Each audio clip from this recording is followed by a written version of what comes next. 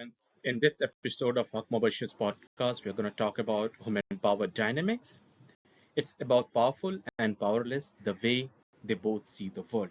And trust me, they both see the world differently, and that's what we are going to understand in this small podcast.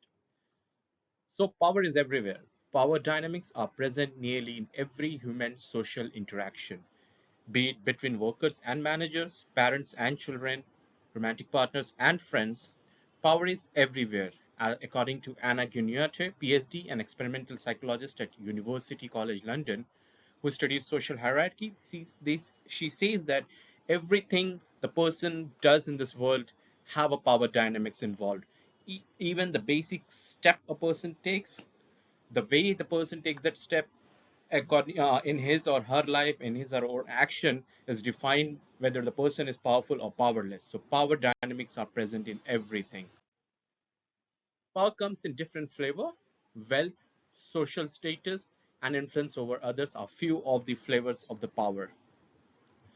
According to a psychologist who studies power at Columbia Business School, quotes, when I have all the resource I need, I am not dependent on others. Therefore, they don't have power over me.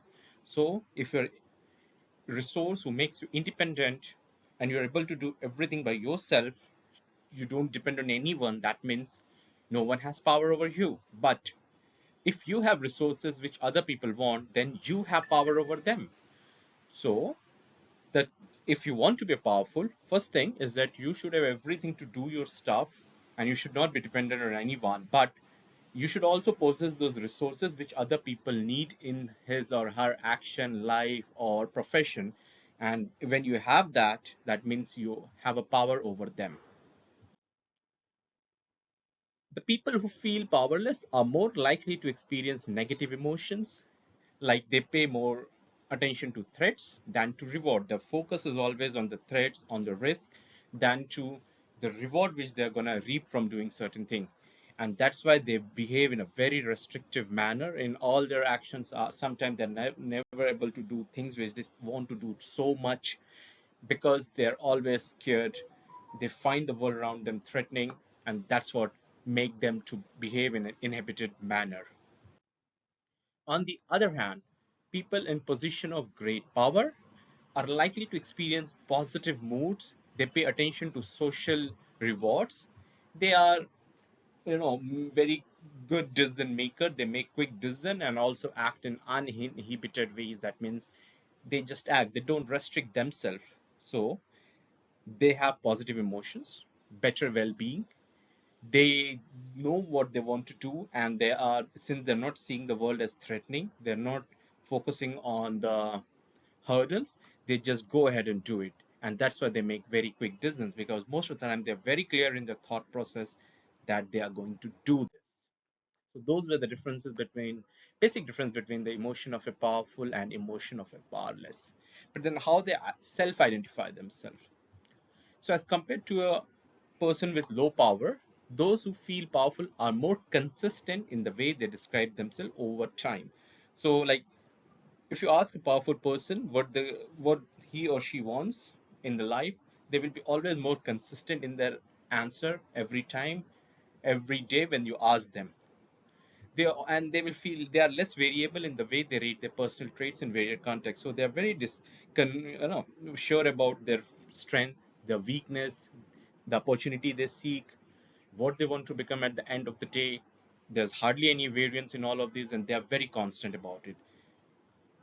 Like in another example of authenticity, Glinsky and the colleagues, who is a PhD and an assistant professor of management at UCLA Anderson School of Management, they found that people who are primed to feel more powerful were more comfortable sharing opinion than the people who are less powerful. So that's why the person who are more comfortable sharing the opinion, more comfortable talking about themselves with less variation, that means they are the powerful individuals. And one of the reason of they being so sure of themselves, so sure of their capabilities, so sure of what results they want, and so sure of what reward they're going to reap at the end, is because they're less constrained by others. The feeling of authenticity increases their overall well-being and consistency. So what makes powerful to take charge? Are better at seeing the advantage of taking action. So one reason that a powerful person is able to take charge is they see the advantage of their action, or they just do a better job ignoring the risk. So every job has certain risks. So what makes them motivated is that they see the advantage, or they just don't bother about the risk because they know they can accomplish themselves.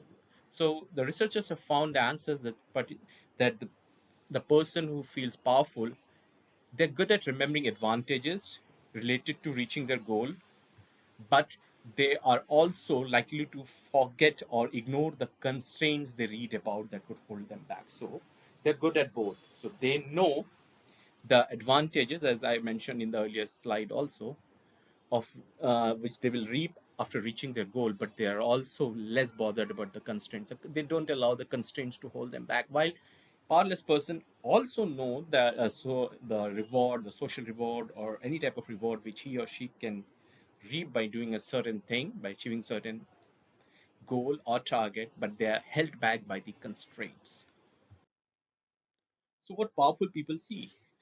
The powerful seem to be action oriented because the world they see is less threatening. According to a psychologist, it's easier for powerful people to take risk because they just don't see them that risky. So perception is the key here. While powerless people see a lot of hurdles and threat, they also see their goal, but they're more focused in hurdles in the pathways.